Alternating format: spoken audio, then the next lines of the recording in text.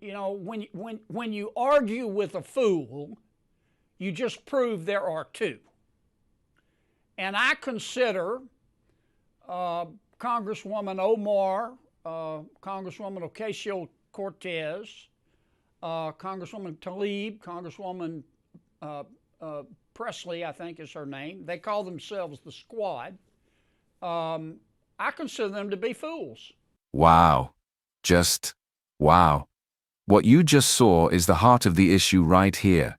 You've got Senator John Kennedy laying it out in the plainest English possible, and then you see the firestorm that happens when there are finally some consequences. This whole situation with Ilhan Omar is something we've all been watching for a while, and it's really come to a head. Is it about free speech? Or is it about holding our elected officials accountable for the things they say, especially when they're in a position to represent the United States on the world stage? We're going to watch the full clips, and then I'm going to break down my thoughts on why Senator Kennedy is hitting the nail on the head, and why the decision to remove Representative Omar from the Foreign Affairs Committee wasn't just justified, but absolutely necessary for the integrity of our country. Stick around, and if you're tired of the political games and want to hear some straight talk, make sure you hit that subscribe button and ring the bell so you don't miss our discussions. There are a lot more important issues in front of the United States Congress and the American people than who tweets what to whom. So let me say it one more time. I thought in the president's original tweet, I thought it was a poor choice of words. I think I know what the president meant, and he clarified later and said, look, if you're not happy in America, leave. Just leave. And I agree with that. But his original articulation of that concept, in my opinion, fell short of the mark. Number two, frankly, I don't know why the president felt the need to tweet on this subject at all. When you argue with a fool, you just prove there are two. And I consider Congresswoman Omar, Congresswoman Ocasio-Cortez, Congresswoman Tlaib, Congresswoman Presley, I think is her name. They call themselves the Squad. I consider them to be fools. They hate America. They think America was wicked in its origins, and it's even more wicked today. They ought to be thanking America instead of calling America evil and wicked and racist. But this is America, and they have the right to their opinion. But I don't like to see the president even dignify their point of view. Besides that, I think that the Squad, as they call themselves, they are destroying the Democratic Party. When your opponent is screwing up, don't interrupt him. Let him go. Just looking at this from a political standpoint, if I didn't know better, I would think the members of the Squad were GOP plants.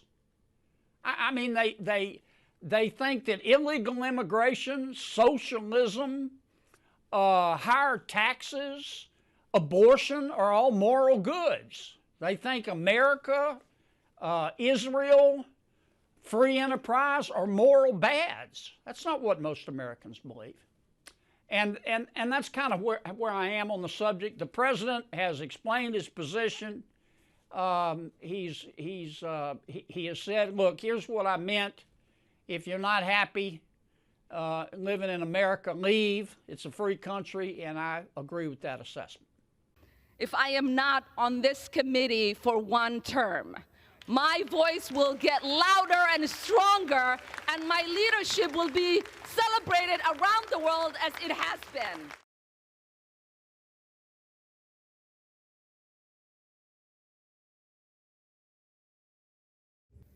Today's resolution, as it relates to Representative Omar, details 6 statements she made as a sitting member of Congress that under the totality of the circumstances disqualify her from serving on the Committee on Foreign Affairs. Don't tell me this is about consistency. Don't tell me that this is about a condemnation of anti-Semitic remarks when you have a member of the Republican caucus who has talked about Jewish space lasers and an entire amount of tropes and also elevated her to some of the highest committee assignments in this body. This is about targeting women of color in the United States of America. Don't tell me, because I didn't get a single apology when my life was threatened. The representative can say whatever the heck she wants, but we don't have to accept it or embrace it. Individuals who hold such hateful views should rightly be barred from that type of committee.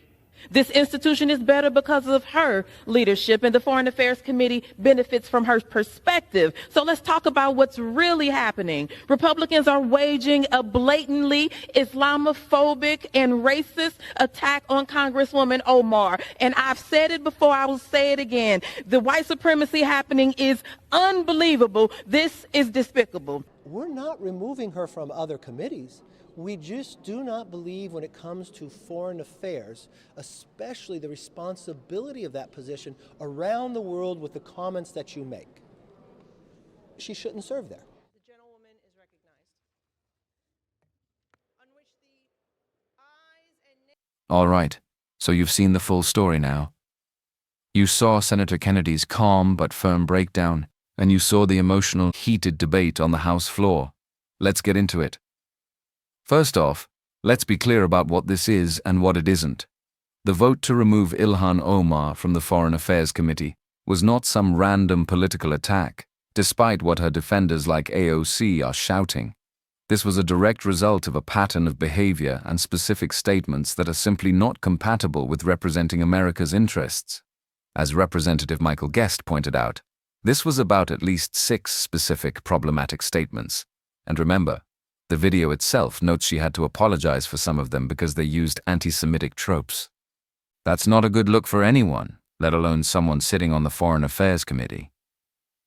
This brings me right to Senator Kennedy's main point, and honestly, it's the elephant in the room. He says point blank, they hate America. Now, that's a strong statement, but is he wrong? When you listen to Ilhan Omar and some of her colleagues, what you hear is a constant stream of criticism that goes beyond policy disagreements. As the senator said, they believe America was wicked in its origins and it's even more wicked today. Think about that. This isn't someone saying, I think we should have a different tax policy. This is someone attacking the very foundation and character of the nation she serves. She came to this country as a refugee, and America gave her a home and the opportunity to become a congresswoman. And yet she uses that platform to tear down the country that took her in. Instead of gratitude, we get constant condemnation. Her defenders immediately cry racism and Islamophobia. Alexandria Ocasio-Cortez claims this is all about targeting women of color. But that's a tactic to shut down debate. It's an attempt to make her immune to criticism. This isn't about her background, it's about her words and her actions. When you make comments that are widely seen as anti-Semitic, you can't hide behind identity politics when you're held accountable. It's insulting to everyone's intelligence. Speaker McCarthy's justification was perfectly logical. This isn't about kicking her out of Congress. It's about putting the right people in the right positions. The Foreign Affairs Committee requires a deep-seated belief in America's role as a force for good in the world. How can you effectively engage in diplomacy and represent American interests if you fundamentally believe the country you represent is wicked? It just doesn't make sense. You wouldn't make an arsonist the fire chief. Ultimately, this comes down to the simple, common-sense idea that Senator Kennedy and the president he quoted are talking about. America is a free country. Representative Omar has the right to her opinions, but freedom of speech doesn't mean freedom from consequences. And if you truly believe that the United States is such a terrible, racist, and evil place, you have to ask yourself why you'd want to be in its government. As Senator Kennedy put it, if you're not happy in America, leave. That's not a threat. It's a statement about personal choice. If a country is that rotten to its core in your eyes, why would you stay? Why would you want to represent it? The decision to remove her from that specific sensitive committee was a stand for patriotism, and for the idea that yes, while we can always improve, America is fundamentally a good nation worth defending. And we need people on the Foreign Affairs Committee who actually believe that.